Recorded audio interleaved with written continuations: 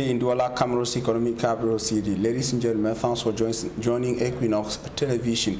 We are live from our central news desk. It is the third edition of our bilingual information for the day ends. The first part is in the French language with Julien Berthe-Bissay. Julien Berthe-Bissay, good afternoon. Bon après-midi à vous, Formi Armstrong Sanda. Mesdames et messieurs, bon après-midi à tous. Bienvenue aux 12h sur Equinox Télévision. Ce lundi 4 janvier 2021 est jour de rentrée du deuxième trimestre sur l'ensemble du territoire national. Les élèves ont repris le chemin de l'école après avoir passé plusieurs jours à la maison entre fêtes de Noël et Nouvel An. Cette reprise des cours, je vous le disais, compte pour le deuxième trimestre, un tournant décisif pour la préparation de l'accès en classe supérieure et les examens de fin d'année. Il s'agit pour ces élèves de se mettre résolument au travail pour la réussite de leur année scolaire 2020-2021. Intéressons-nous à présent à ce phénomène qui fait des ravages en milieu scolaire. Il s'agit de la consommation de la drogue et autres stupéfiants. Selon l'Institut national de la statistique, près de 60% des jeunes âgés de 15 et 20 ans consomment la drogue. Et face à l'ampleur, le réseau national des consommateurs du Cameroun lance une campagne de dépistage dans les lycées du 5e arrondissement de la ville de Douala. On voit tout cela dans ce reportage que signe Dalastiana et Cédric Nding. Un peu plus de 60% des jeunes Camerounais âgés entre 15 et 20 ans ont déjà consommé une substance illicite. Des chiffres révélés récemment par l'Institut national de la statistique. Une étude qui mentionne également la prolifération de plusieurs sortes de substances, telles que le tramadol ou la cocaïne, dans l'environnement immédiat de ces jeunes. Une situation souvent à l'origine de drames en milieu scolaire et qui préoccupe au plus haut point les acteurs de la société civile. La situation sur le terrain en matière de consommation de drogue par les jeunes des lycées et collèges est, on ne peut plus alarmante, si vous voulez, alarmiste. C'est donc après avoir reçu cette information que nous décidons de nous réunir, de nous asseoir pour juger de l'opportunité d'y aller ensemble. Parce que vous savez, c'est une question qui a un volet très technique, pointu, donc qui nécessite que les experts du domaine, notamment les psychologues, les psychiatres et autres, les épidémiologistes, tous puissent rentrer dans la NAS pour qu'on puisse faire finalement un travail de fond. Un travail de fond et même de comble mené par le réseau national des consommateurs camerounais qui prévoit durant les premiers jours de la rentrée scolaire opérer des dépistages auprès d'un échantillon d'une quinzaine d'établissements dans l'arrondissement de Douala 5e. C'est une enquête sur la drogue en milieu scolaire. Et donc, pour cette enquête, nous avons décidé de faire un échantillon de collèges et lycées. Dans ces collèges et lycées, nous allons administrer un questionnaire. Et ce questionnaire portera sur le niveau familial, le niveau d'éducation, les causes qui peuvent pousser les jeunes à se droguer. Il y a des numéros de tous les spécialistes, de toute l'équipe technique qui seront laissés dans ces établissements pour un suivi de ces jeunes. Et à la fin de cette étude, nous allons proposer des mesures de prévention et de contrôle. Des mesures de prévention et de contrôle visant à assurer une veille permanente. Une batterie d'instruments qui, sur le long terme, assurera une portée plus large aux actions menées par le réseau national des consommateurs camerounais en vue de tordre le cou au phénomène de la consommation des drogues en milieu scolaire. Je peux vous dire que l'objectif principal visé est celui de tester 2000 jeunes dans l'arrondissement de la 5e. Et l'objectif, voilà l'objectif principal visé. Les objectifs secondaires sont ceux d'accroître la sensibilisation, l'éducation et l'information de ces jeunes-là sur les méfaits de cette consommation de ces substances qui sont pour beaucoup sous les dangereuses, sinon très dangereuses. Un combat dont la visée est la protection de la jeunesse dans un âge durant lequel elle est la cible de nombreux maux et de plusieurs pratiques néfastes. Deux localités de la région de l'Est Cameroun sans eau ni électricité, encore moins d'écoles ou hôpitaux. Plongés dans une extrême pauvreté depuis des années, les exécutifs municipaux de Ndiang et Belabo veulent sortir leur localité du sous-développement. C'était le sujet inscrit à l'ordre du jour des conseils des deux municipalités. Benjamin Sam. La ville de Ndiang, dans le département du Lomé-Direm, a du mal à se départir de son visage de pauvreté malgré le passage de la route.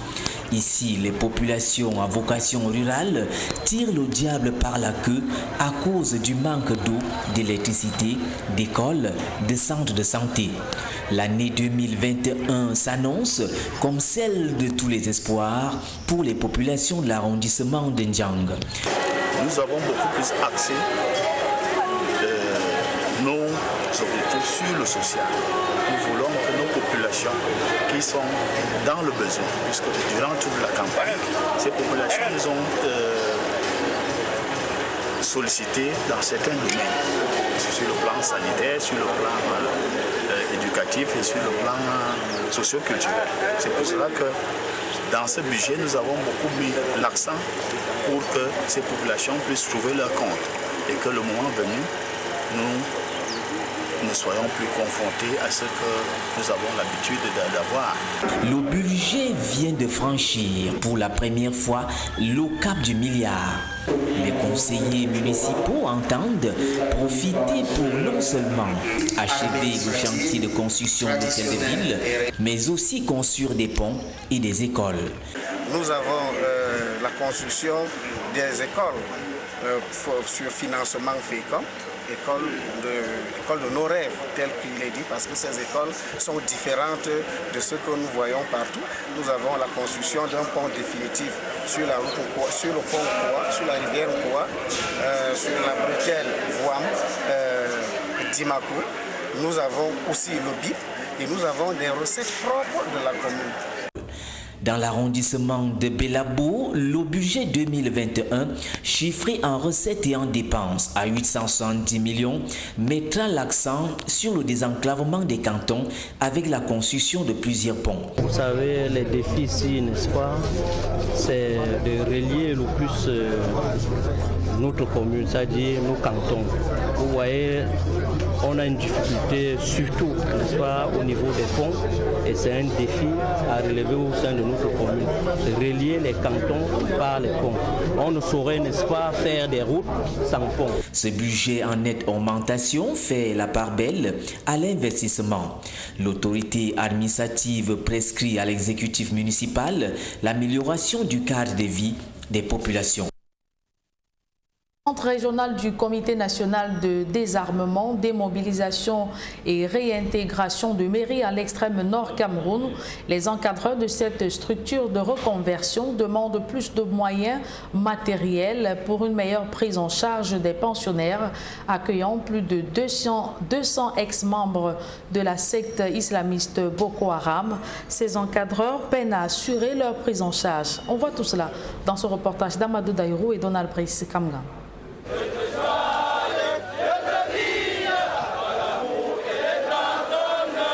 Le refrain de l'hymne national entonné par des jeunes au centre de transit du Comité national de désarmement, démobilisation et réintégration de mairies dans l'extrême nord. Ces jeunes étaient jusqu'il y a 6 mois des porteurs de bombes et d'armes dans les rangs de Boko Haram.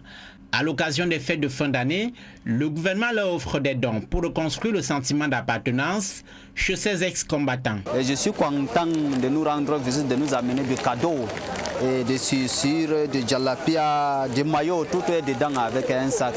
Il s'agit de montrer à l'opinion que ces pensionnaires sont aussi des concitoyens au même titre que les autres qui sont dans les communautés. Et c'est à juste titre que nous avons aussi pensé à eux en cette fin d'année 2020. Des chaussures, des vêtements, mais aussi des denrées alimentaires remis à ces jeunes filles et garçons. Ils sont 213 internés ici au centre de mairie. Depuis 6 mois, ils reçoivent des formations aux activités génératrices de revenus. La circonstance festive permet aux encadreurs de porter leur doléance au pouvoir public pour un meilleur suivi des pensionnaires. Il nous manque quelques matériels pour encadrer les enfants, surtout les matériels didactiques. Ainsi, Les enfants aussi tombent malades. Donc il faut prendre soin de ces enfants. Il faut un infirmier pour que ces enfants aient la santé.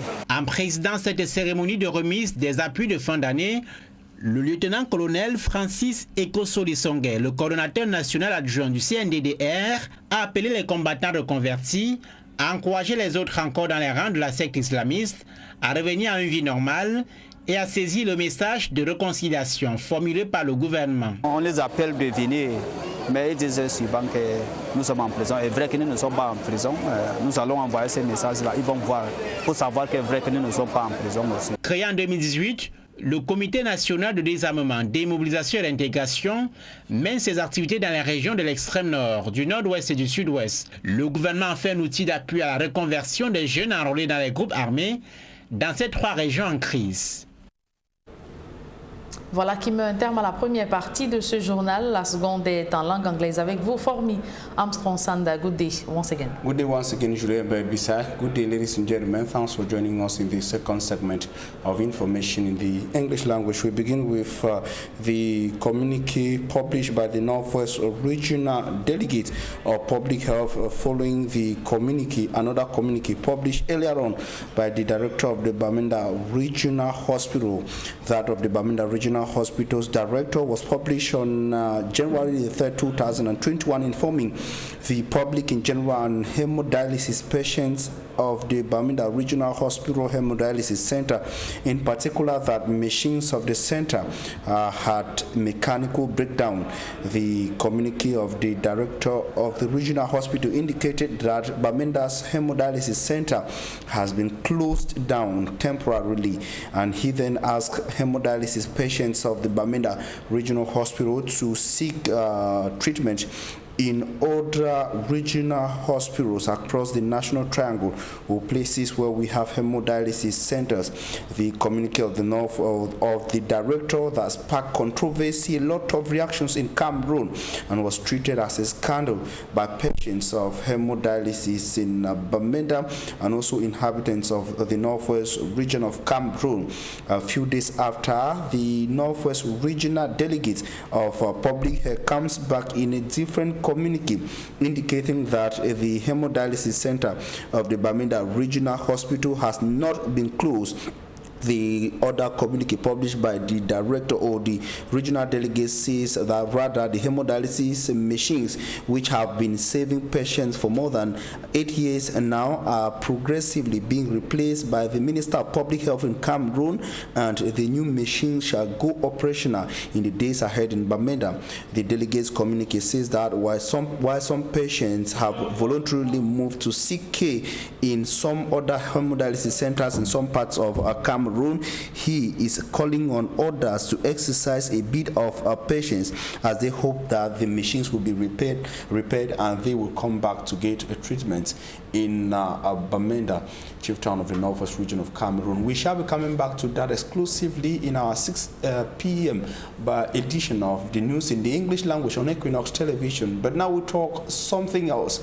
We talk the National Gendarmerie and the receipt of epaulets in the nation's political economic capital city, First Douala, to say that more than 200 gendarmerie officers have been raised to higher ranks in the littoral gendarmerie legion. They receive epaulets corresponding to their new ranks at the Mbopi Gendarmerie Squadron Command Base on January the 1st, 2020. Those who received epaulets were raised from non-commissioned officers to warrant officers, sub-lieutenant to lieutenant, lieutenants to captains, and captains to squadron commanders. Others were raised from lieutenant colonels to colonels. The event was chaired by the commander of the Littoral Gendarmerie Legion, Colonel Bikele Pierre Aimé, whose extract we got at the end of the event. Well, I would like to thank the High Command to have promoted many of our collaborators today. As I said, new rank is new responsibilities. So those people who have been promoted today have the responsibility to ensure to the population of Douala in particular and the population of the littoral region in general to be secure and so that they can be able to manage their activities every day. Thank you. Giving a new look to the Isangele Council area in the Bakassi Peninsula of the Indian Division, Southwest region of Cameroon, is the major priority of the new council executive of Isangele Council led by the mayor. The mayor and his council executive made their views, their priorities and key projects for the municipality public during the budget session for Isangele Council for 2021. The session was attended by a correspondent in the Southwest region, Derek Jato, who traveled from Boya to the Indian Division of the region. His report. Some projects like these are the projects on the table of Mayor Magdalene Ponzi, Mayor of the Isangele Council in the Bakassi Peninsula for 2021. 2021, we have many. The building of a council hall, we have electricity, boreholes, good waters for the community for 2021. Renovations like our hospital, which is very bad, we have to renovate it, build some bridges like the road, Isangele Aqua Route. Other projects like fishing, helping farmers, most especially to resettle population in our municipality in the new beach settlement. This new council team, looking back at the developmental strides engaged and realized within these first 10 months of piloting the affairs of the subdivision, says the dream of transforming Isangele municipality is becoming a reality. And this state ordinary council session witnessed the adoption of 567,045,000 francs CFA as the 2021 budget of the Isangele Council. In that we are ready to work.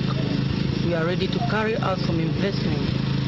Sitting in for the senior divisional officer for Indian Division, Messina Joseph, the divisional officer for Isangele subdivision, reminded these councillors that unity remains the first tool for any meaningful development.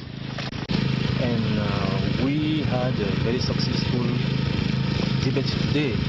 We are very happy, but first of all, we want to remind our dear councillors and the population here that it's just a budget, and this budget will only be realized when the community, when all the stakeholders sit together and work for the community to grow.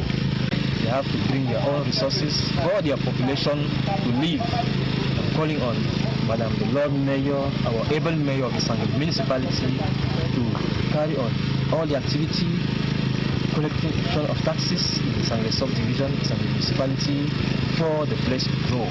Isangele is one of the 5 subdivisions that make up the Bakassi Peninsula. The over 213 ex-combatants of the Boko Haram terrorist group in the Fano region of Cameroon have not, or at the Meri center of the Fano region of Cameroon, were not left out during celebrations marking the feast of the end of year, this 2020, coming up to 2021. To make them feel belonging to the society. The Fano Governor Meji Awabakari and his collaborators offered them gifts comprising clothes, foodstuff and other basic commodities.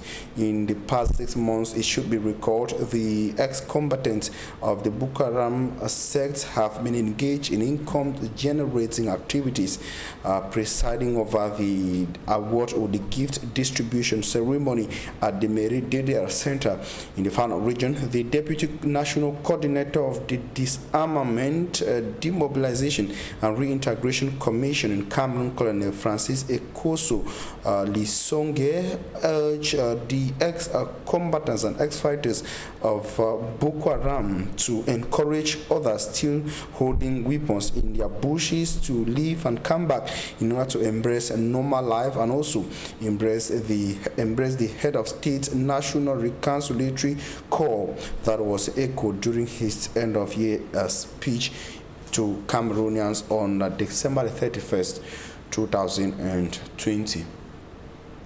And the night breaking 2021 was also a very difficult one to some inhabitants of Kribi in the Ocean Division of the South region of Cameroon. When Cameroonians were celebrating in other parts of the country, those of the neighborhood concerned in Kribi were mourning the assassination of a 68-year-old lady. They are accusing the man who lived with the lady of being behind the assassination of the lady. She was assassinated on the night breaking 1st of January 2021. Immaculate Fogwe tells us more on a sad story from Kribi. The population of Ombe in Kribi, South region of Cameroon, are in shock following the discovery of the lifeless body of 68-year-old Mefini Odette. Neighbors say she was assassinated on the 31st of December. At 6 a.m., while I was in my house, I saw a police car passing. A few minutes later, a vehicle of the firefighting unit followed. I was later informed by neighbors that a woman was assassinated, so I immediately rushed to the scene. Witnesses say the said lady for the past weeks had been living with a young man who is in his 30s. They believe he was her fiancé. Her death comes few days after she sold a section of her house. The last time I saw her was on the 30th of December. She was in a restaurant trying to purchase food items for her husband, who is behind bars. She was there with a young man. I asked her who he was, and she said he is the one helping her with house chores.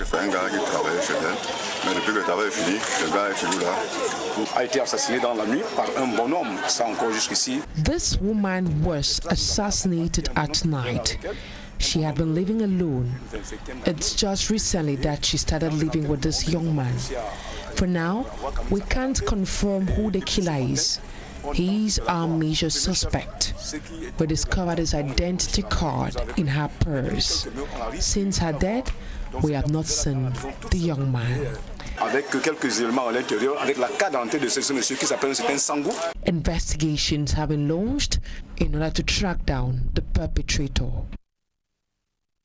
Report brings us to the end of the midday edition of the news on Equinox Television. We thank you for your very kind attention. Information continues on Equinox at 6 p.m. We shall have a full newscast in the English language, and at 8 p.m. a full newscast in the French language. Julien Bert-Bissa and I will be back here tomorrow at 7 a.m. God willing. Julien, see you tomorrow at 7 a.m. Le rendez-vous est pris pour demain 7h. S'il plaît à Dieu, Formi Armstrong Sanda. Mesdames et messieurs, merci d'avoir suivi cette édition bilingue du journal. Retrouvez dans quelques secondes Flavien Valondongo et toute son équipe pour la première édition de votre quotidien santé.